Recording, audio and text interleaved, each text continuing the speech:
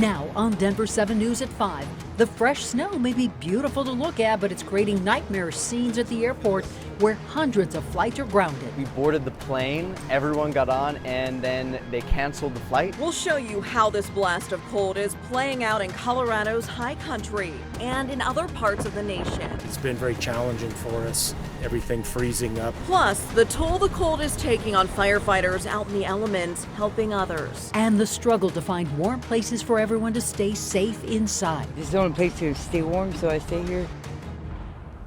And good evening, and thank you for joining us for Denver 7 News at 5. I'm Ann Trujillo. And I'm Amy Wattis. It's going to be another cold night in Colorado, but hopefully not as cold as what we woke up to. No, take a look at these wind chills from early this morning, minus 54 up on Berthoud Pass and near Ovid out in Sedgwick County. Also in Sedgwick County, but closer to Sterling, minus 51. Whoa, the same near Virginia Dale in Larimer County. And up I-25 at the Wyoming border, a wind chill of negative 50 overnight.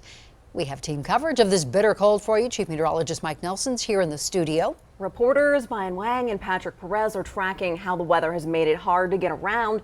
But we are going to start with Russell Haythorne, who is at Denver's Webb building, which was shut down and turned into a temporary warming shelter today.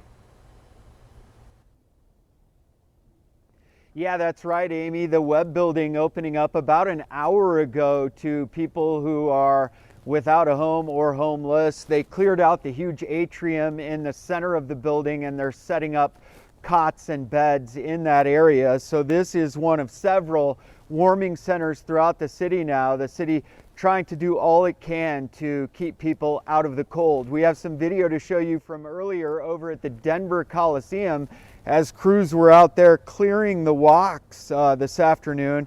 We were there today and I actually went inside. Our camera had to stay outside.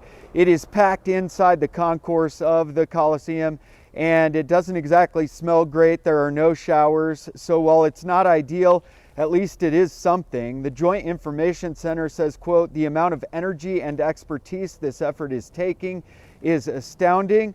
Those who are using the warming centers say they're appreciative, but wish the hotel voucher system was a little more robust." Yeah, they're very hard to get. If you have them already, then they've been extended for the people that have one, but for the people that don't have one, it's kind of impossible to get one. But Almost Home is still there for us. You know, they still send us emails and they gave us a gas voucher yesterday. So they're trying to get us in the rooms. So again, the latest here tonight in downtown Denver is that they've now opened the Webb building as a third warming center in the city of Denver. The Coliseum, the Denver Coliseum is open, as well as the YMCA, and now the Webb building right here in downtown off Colfax and 14th as well. This will stay open throughout the day tomorrow. Temperatures are expected to be brutally cold again tomorrow, and then it will finally shut down Saturday morning when the cold snap is expected to break and temperatures are forecasted to be in the 40s. For now, we're live in downtown. I'm Russell Haythorne. Back to you. Thank you, Russell. Now Mike Nelson joins us now for a check of our forecast. And Mike, we are going to see a warm up, just as Russell said, just not really tonight. Actually, it will be slightly less cold tonight than it was this morning, because this morning DIA dropped to 24 degrees below zero, 1 degree shy of the record low temperature for any morning in the month of December. It is right now 9 below at the airport, 13 below at Fort Collins and Greeley, and temperatures, when you combine the wind, it feels like 36 below at Sterling, 35 below at Akron on exposed skin, 32 below up at Fort Collins. So needless to say, dangerous wind chills continue overnight tonight. No precipitation across Colorado for tonight, but you can easily pick out where the leading edge of that Arctic air is. It's snowing in Memphis, Tennessee right now, where the temperature there has dropped to 22 degrees. The cold is going to be somewhat brief in its extent here in Colorado. I'll let you know when readings do get back above freezing and even into the 50s in about 15 minutes. We're looking forward to that. Thank you. Now, the snow and cold have made it difficult out at DIA, both for workers who have to be outside with planes and passengers stuck inside due to the cancellation of hundreds of flights. Denver 7's Brian Wang is out in the mess out there. So, Brian, what's it like out there right now? Well, unfortunately, it's quite the headache. I mean, as you can imagine, there really hasn't been any resolve in this situation with all those flights canceled. I mean, we're talking more than 500 flights canceled, hundreds of delays, and thousands of impacted passengers who are very frustrated. It's a nice attempt to lighten up the mood. But after hundreds of cancellations and delays at DIA overnight, there's no chance. It's a bit of pandemonium, a bit really stressful. Not quite the welcome Jennifer Hare and her family expected. We're making our final move here today to Denver. But they've been stuck at DIA for several hours after landing. Shuttles delayed, rental cars all booked after trying to accommodate the thousands of passengers whose flights were canceled. The Avis shuttle hasn't shown up in about 2 hours. The shuttles to the parking lots are apparently not running also. Those choosing not to spend the night at DIA had to brave the Arctic temperatures outside with the Westin Hotel at capacity. We did manage to find a Hotel 6. However, we had to walk with the baby. It was negative 19 out. Her hands were completely red. She was screaming, "Mommy, mommy, my hands." Now it's figuring out how to get out of Denver, waiting in a 2-hour line at the Southwest airline check-in where hundreds try rebooking. You need a beer. I need more than a beer. Yeah. Single mom with 3 kids in the airport and you're stuck for 3 days. Yeah, and there's no hotels. And there's no cars. I would just drive to Nevada. They don't have any cars either. They need to open up a baby place around here. Where do I buy diapers in an airport? All the diapers this mom packed was in her luggage. Like many other passengers, their bags are elsewhere. Now we're just trying to find out where our bags are. And they're apparently here, but they're going to be routed to our final destination. And so we don't know when they'll be routed.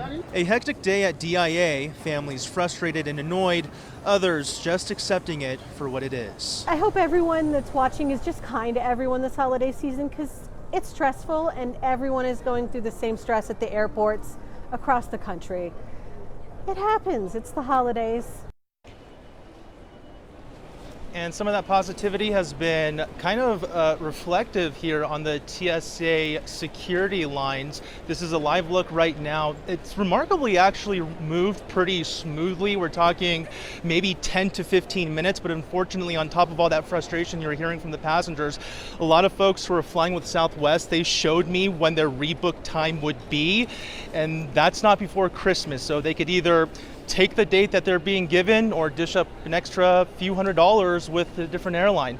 Tough decisions, guys. Oh, Brian, what a frustrating time for all those people. Now, getting around by bus or train this morning wasn't much easier. The weather caused delays and even cancellations of multiple routes. Those have spilled into this evening with RTD warning of delays between 15 and 30 minutes. Denver 7's Patrick Perez is live to explain that. Hey, Amy, RTD really got hit with a double whammy today. Those below zero temperatures caused some mechanical problems, and operators, some of them just didn't show up to work. One of the lines impacted was the A line to and from the airport. Several trips were canceled because of snow and mechanical problems. Specifically, doors that froze and couldn't open. Throughout Thursday afternoon, the A-line trains could only board at the front door, according to the service alert. There were also lots of other trips canceled throughout the day because no operators were available. Sometimes, unfortunately, operators can call out minutes before their trip even starts, and when that happens, it's very tough to fill that trip. But despite these problems, RTD spokesperson Austin Nettleton says the agency did the best it possibly could have under these conditions. In a weather situation like this, there's a lot of, variables that's really hard to prepare for.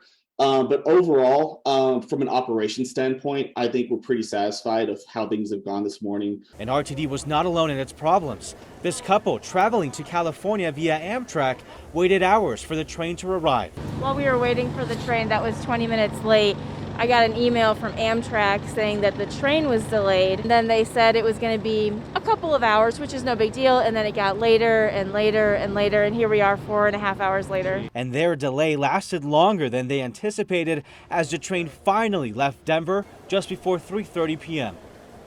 And by the way, that Amtrak train ride was supposed to take off at 8 o'clock in the morning. We interviewed them just after noon, so they've had a very long day. So if you're traveling by car, by plane, train, whatever it is this weekend, make sure to give yourself enough time for something to go wrong, because that has been the case pretty much all day long. Amy, Ann?